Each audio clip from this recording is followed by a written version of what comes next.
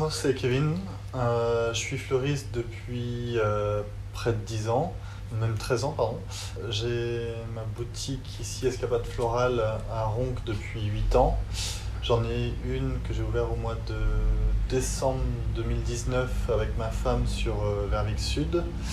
Et on en ouvre une troisième d'ici peu sur Villeneuve d'Ascq. Donc c'est une société qui évolue. Et ça, je le dois peut-être à une expérience un peu variée.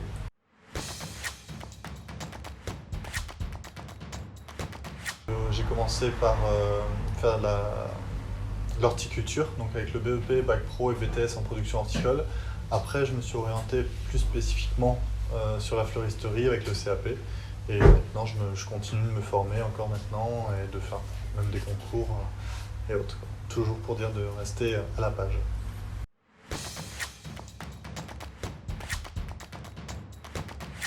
Pourquoi j'ai choisi ce métier? Alors déjà, moi je suis quelqu'un de très nature. Quand j'étais jeune et que mes frères ils étaient devant la télé avec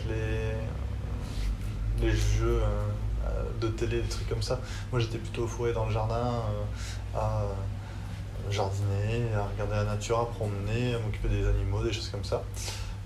Donc j'ai toujours eu un côté proche avec la nature. Quand j'étais plus jeune, j'hésitais entre être chef cuistot ou être fleuriste.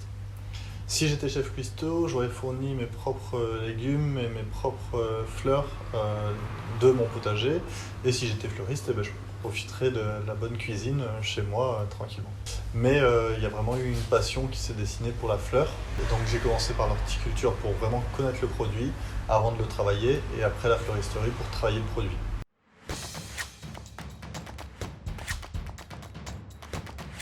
Alors des difficultés peut-être au début, parce que c'est vrai qu'il n'y en a pas forcément beaucoup des fleuristes hommes. Voilà, est-ce que c'est vraiment une image, un catalogue ou quoi que ce soit? Enfin, est-ce qu'on est catalogué? Je ne pense pas.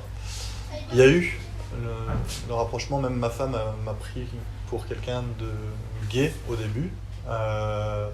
Et pas du tout. Je reconnais que j'en connais beaucoup qui sont soit hétéros, soit gays dans le milieu.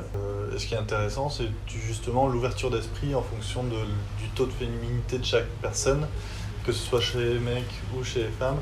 Et on est capable de produire des bouquets ou des confections qui sont complètement différentes parce que chacun a une personnalité et une créativité différente grâce à ça, justement.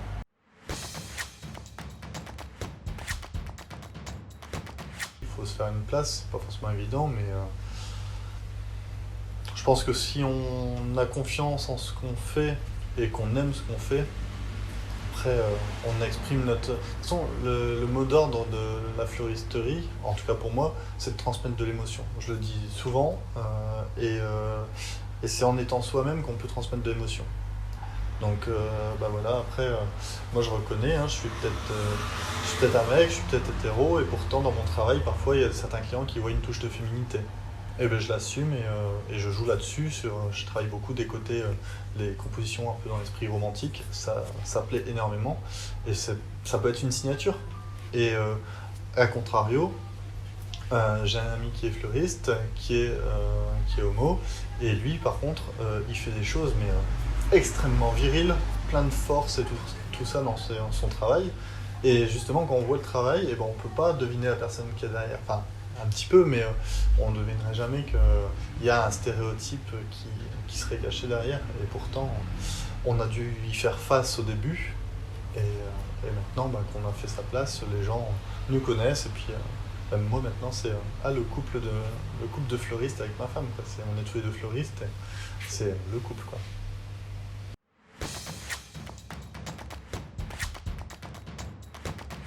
Alors, est-ce qu'un homme doit en faire plus qu'une femme dans ce métier?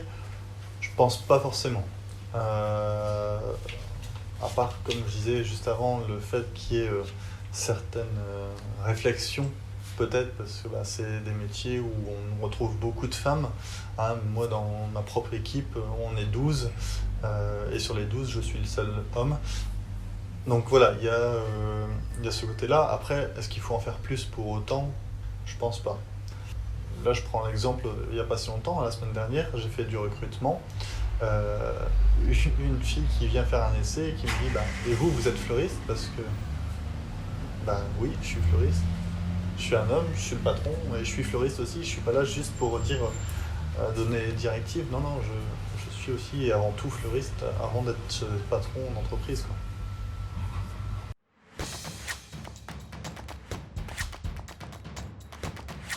Être passionné. Avant tout, être passionné. Parce que bon, je l'ai déjà dit et on n'a pas peur de donner les contraintes du métier. Donc oui, c'est un métier contraignant, mais c'est aussi un métier où il faut connaître beaucoup de choses, de toute façon comme tout métier. Et c'est beaucoup plus facile et plus agréable quand on est passionné et qu'on fait ce qu'on aime. Et ça se voit dans notre façon de travailler et le résultat qu'on... Faut pas oublier que le métier de fleuriste, c'est aussi un côté artistique. Et si on voilà, si on s'amuse pas, si on ne s'épanouit pas dans ce qu'on fait, ben, le bouquet il sera fané avant de s'épanouir. Pour le coup, c'est un petit jeu de mots, mais voilà, pour rendre un travail épanoui, il faut être épanoui soi-même, quoi.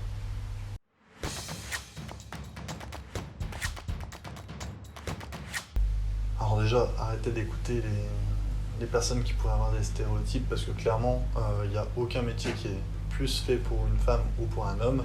Chaque personne est capable de faire le métier qu'il souhaite, que ce soit un métier qui soit physique ou un métier créatif ou autre. Voilà, tout le monde est capable de faire ce qu'il aime, donc on le fait à sa façon et on s'adapte en fonction, hein. Donc moi, qu'est-ce que je pourrais donner comme conseil à un homme qui souhaite être fleuriste? C'est assumer pleinement sa personnalité, quelle qu'elle soit. Que ce soit un côté extraverti, que ce soit un côté doux, que ce soit un côté rock, travailler vraiment des masses de fleurs, de la force dans son travail, quel que soit, il travaille à fond. Vraiment s'éclater et exprimer ce qu'il ressent et qui il est.